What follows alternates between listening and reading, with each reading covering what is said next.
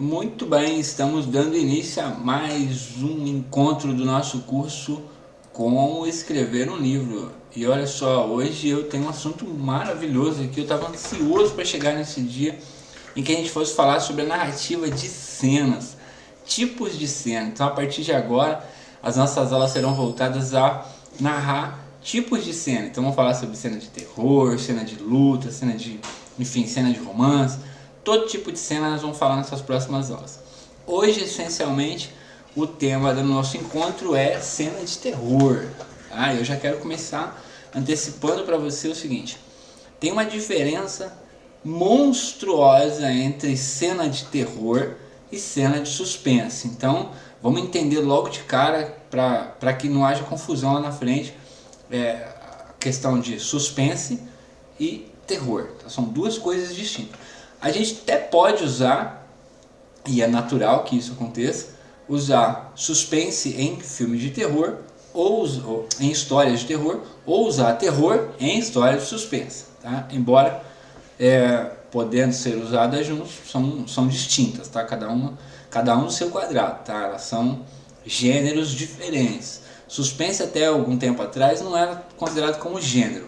Só que quando você cria uma narrativa, uma história que vai desde o começo até o final na qualidade de suspense, com característica de suspense, então ela se tornou um gênero, tá? Deixou de ser só um ingrediente, passou a ser um gênero, ok?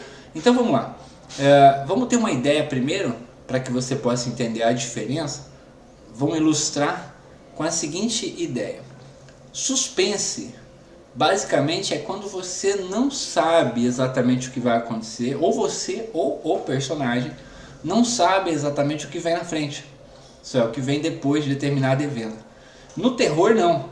O terror já é praticamente um ato, né, contra um atentado contra a carne, ou contra a vida, ou contra o senso, ou contra a estima, ou contra as ações de um determinado personagem. Tá? Então, algo consumado é visto como terror.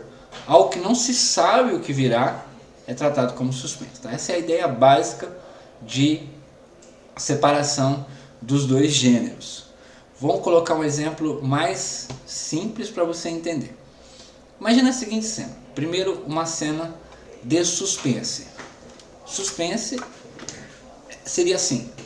Vamos imaginar uma cena que você está narrando a respeito de um cara chegando na casa dele, e você é mostrado para o leitor, no caso, que alguém foi lá naquela casa e colocou uma bomba acionada na chave da porta. Isso é, o cara, quando chegar na casa, ele vai abrir a porta, e quando ele abrir a porta, ele vai ver que a casa vai explodir. E o leitor sabe que a bomba está instalada lá, porque você colocou isso na narrativa antes. Então você narrou que alguém do mal foi lá, instalou um monte de bomba na casa e colocou um dispositivo na fechadura.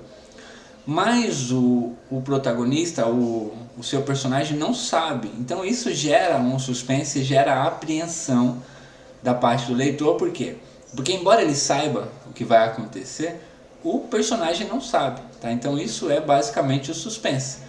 Né? E você vai narrando cada passo para cada passo que você narra do seu personagem indo em direção à casa dele, você coloca o teu leitor em pânico, tá? Porque ele tá ali, já sabe o que vai acontecer, ele sabe que o cara não pode ir na casa dele, alguma coisa tem que acontecer, o celular tem que tocar, alguém tem que chamar ele, enfim, alguma coisa tem que acontecer para que não se consuma a explosão contra o herói, coisas assim. Essa é a ideia de suspense. Já a ideia do terror, ela é semelhante, é o mesmo evento, só que você não narra para o leitor, tampouco para o personagem. Aqui o exemplo no suspense podia ser o contrário também. O personagem sabe de algo que vai acontecer e o leitor não sabe. Tá? Então você poderia narrar, não o que, né, evidente, para o leitor não saber, mas que o personagem sabe o que está acontecendo, sabe de um determinado desfecho que está por vir, mas o leitor não sabe. Isso também gera suspense, e é o inverso do primeiro exemplo.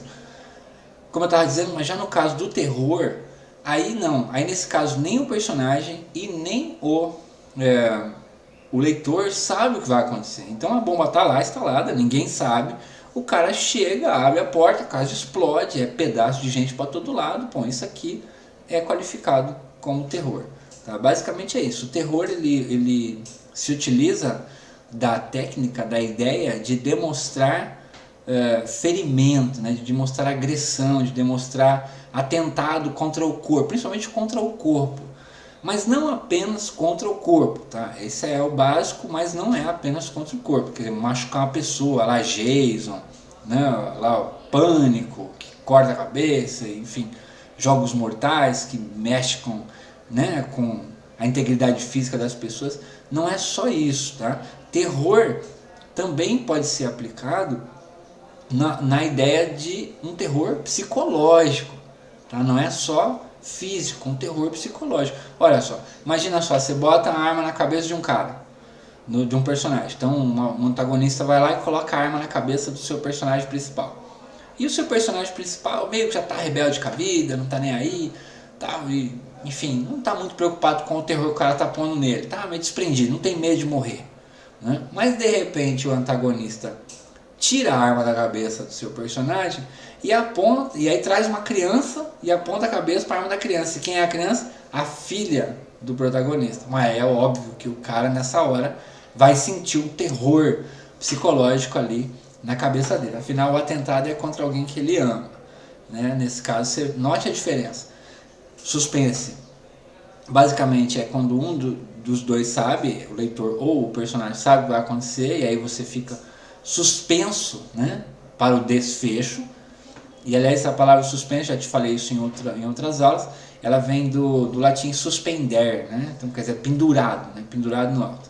Essa é a ideia do suspense. E no caso do terror é a demonstração prática mesmo de um ato atentado contra a vida ou contra a psique do seu personagem. Deixa eu colocar aqui ainda uma outra explicação importante, que é o seguinte: essa questão de mostrar a pessoa sendo decapitada ou sendo aterrorizada no sentido físico é conhecido também como terror clássico, né? Assim que se classifica no meio literário. Já no caso dos terrores diferentes, terror psicológico, né? Ele é colocado de uma outra forma, ele é colocado como um terror psíquico, né? Aí você vê ideias como o filme Psicose, né? Tem uma classificação aqui que é o seguinte: quando você usa o terror na literatura, você vai ver muito comumente o nome thriller, tá? É um nome americano, evidente, né? Em inglês, thriller. Thriller, você vai ver thrillers de conspiração, thriller criminal, thriller psicológico, como eu dei o exemplo, thriller tecnológico, olha, techno-thriller, né? Também vai ver esse nome, que é aquela questão, por exemplo, aquele hacker que está ali saqueando o banco pra caramba e, enfim, a polícia não consegue pegar o cara, não sabe onde ele vai, porque afinal de contas ele pode estar em qualquer computador do mundo, não consegue rastrear. Então, olha só, isso é uma espécie de thriller tecnológico. O thriller político, nem preciso dar muito exemplo, para você que está aqui no Brasil está vendo aí o que nós estamos vivendo, né? Numa época onde muita coisa, muita verdade está aparecendo, então nós estamos vivendo um verdadeiro terror político, né? E o thriller erótico, que é aquele thriller onde você nota nas histórias, nas redações, a sedução sendo usada para fins de machucar. Isso é aquele cara galã que vai e seduz uma mulher, faz ela se sentir apaixonada, tal, e depois com a intenção de matá-la, evidentemente. Tá, tem um roteirista que se chama John Truby, e ele divulgou uma matéria no site Storylink, e ele diz o seguinte: ele narra que o terror em roteiros de sucesso utiliza um modelo surpreendentemente esperto, e frequentemente os escritores não o captam direito. Isso é, dá uma olhada na ideia. Imagina assim, tem thriller que é desta forma e você ainda não sacou, mas fique atento nas histórias, principalmente de Hitchcock, né? Você cria, por exemplo, um crime sério no passado, tá? Você cria ali a ideia de um crime no passado. Você conecta esse crime às fraquezas do seu herói. Isso é, você conecta aquilo em que o herói tem medo, tá? Você cria o crime, conecta o crime, dá um jeito de conectar esse crime às fraquezas do herói, que o herói tem medo de um... O herói, por exemplo, ele é uma pessoa super independente, mas ele tem medo do pai. Então você cria ali um crime no passado e que tem a relação direta com o pai. Quer dizer, o cara já tem medo do pai naturalmente, mas quando ele descobre que é um crime envolvendo o pai dele, aí dá uma sacada muito boa para um thriller, né? E você também bota um crime horripilante na história presente, isso é, você põe uma espécie de segundo crime, que é melhor revelado do que o primeiro você só bolou e deixou ele ali na manga, né? Apenas para surtar com o medo que o seu herói tem. E aí você cria um crime horripilante na história do presente. Isso dá para você uma espécie de linha do horror, do passado, e presente e futuro. Por quê? Porque afinal de contas ele vai ter agora o crime do presente, ele vai poder associar esse crime do presente com o crime do passado, e com isso ele vai ter uma ideia do que virá no futuro. Ele sabe que a tendência é essa, né? Aquela história do psicopata, o cara nasce psicopata, ele é psicopata, ele vai ser psicopata. Então você tem aí uma linha do tempo do horror. A única coisa que tem que tomar cuidado é que para na hora de narrar o passado, né, na hora que chegar o momento de você narrar esse crime do passado, não se perder demais lá no passado e acabar esquecendo de dar o desfecho ou a continuidade na trama aqui no presente, tá bom? O mais importante é você criar uma dualidade dentro da mente do herói, tá? Aquela história do conflito emocional. Não uso a cena de terror apenas para, ai, nossa, vou criar uma coisa horripilante aqui, não. Tem que criar conexão. Eu usei um exemplo no início do curso que era o seguinte: você colocar uma bomba numa praça com um monte de criança. Ora, isso é uma cena de terror, né? A bomba explode, um monte de criança despedaçada para todo lado. Então, esse tipo de cena de terror é apelativa, não deve ser considerada como um trabalho literário, né? Isso é uma cena que foi colocada ali só para causar mesmo. É que nem jornal, que só mostra notícia ruim só para causar mesmo, pegar audiência. Não é ideia. Se você quer trabalhar com riqueza literária, então você tem que criar primeiro conexão emocional, isso é, dar um motivo para explodir aquilo. Talvez seja um cara que explodiu aquilo, um cara que era criança e foi violentado naquele parque e, portanto, começa a dar uma ideia de que não é sem pé nem cabeça. Aquela cena tem que ter fundamento, tá bom? Essa é a ideia de terror. Você pode mostrar também o prazer do lado negro e um maior poder de liberdade que o herói possa sentir ao mexer com o que é proibido. Então olha só, tente imaginar assim: o teu herói é um cara do bem, tá? O teu protagonista é uma pessoa do bem, e você está ali narrando alguns acontecimentos e de repente ele, por qualquer motivo, seja forçado ou seja obrigado a praticar um ato ruim e acaba gostando, né? É uma espécie de sensação pelo que é errado. Se você mostrar isso, você vai conseguir construir uma cena de terror, né, com uma boa de suspense, trocando, digamos assim, mesclando no caráter do seu protagonista, tá? Essa é uma ideia muito boa que pode ajudar você a dar uma guinada boa na sua história. E para isso você pode fazer o quê? Determinar o medo do seu herói, personifique-o sob a forma de monstro, isso é, qual é o medo do teu herói? O teu herói tem medo do pai, como eu dei o exemplo. Ora, você pode fazer o quê? Depois que você determinou do que é que ele tem medo, você tenta personificar esse medo como um monstro. Então o pai, por exemplo, o que o pai representa para um filho, né? Por exemplo, o que Deus representa para a humanidade. Então você pode começar a fazer o seu personagem olhar para Deus como um monstro, tá? Uma pessoa muito poderosa, fora do alcance, que quer mandar ele para o inferno, coisa nesse sentido. Então esta é uma sacada muito boa também para você utilizar o terror, principalmente o terror psicológico, tá? Essa é a ideia básica.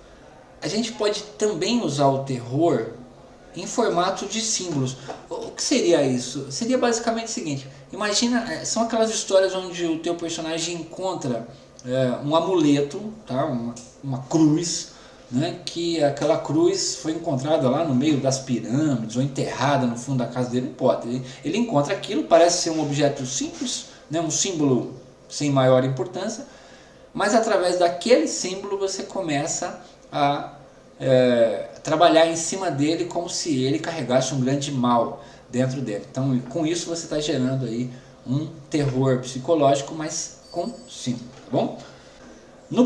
Na próxima aula nós vamos falar um pouco sobre cenas de ação. tá? Mas antes disso, quero deixar um exercício para você. Eu vou colocar aqui para você uma cena simples, só com o olhar, e você vai narrar esta cena. Narrar esta cena é muito importante, por quê?